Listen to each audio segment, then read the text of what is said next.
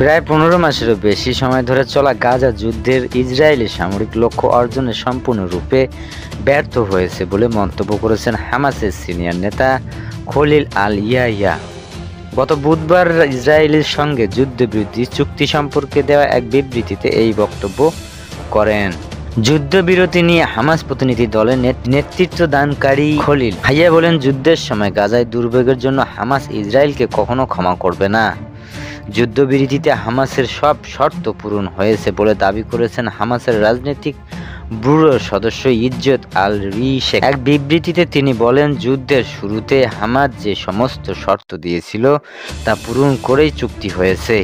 শর্তগুলো ছিল ইসরায়েলি বাহিনীর সম্পূর্ণ প্রত্যাহার, বাস্তুচ্যুতদের বাড়িতে ফিরিয়ে নেওয়া এবং গাজায় যুদ্ধের অবসান। যুদ্ধবিরতির সিদ্ধান্ত ব্যাপকটি ফিলিস্তিনি জনগণের ধৈর্যের ফল হিসেবে উল্লেখ করে হামাস। যুদ্ধবিরতির সিদ্ধান্ত মধ্যস্থতা করেছেন ৩টি দেশ, কাতার, মিশর ও যুক্তরাজ্য।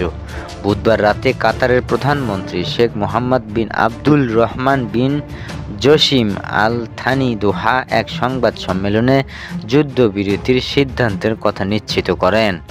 কাতারের প্রধানমন্ত্রী বলেন, গাজায় যুদ্ধবিরতির যে চুক্তি হয়েছে তা ১৯ জানুয়ারি রোববার থেকে কার্যকর হবে। ইসরায়েলের বেসামরিক নাগরিকদের গাজায় উত্তরে তাদের বাড়িতে ফিরিয়ে যেতে দেবে এবং প্রতিদিন ৬০০ ত্রাণবাহী ট্রাক প্রবেশের অনুমতি দেবে।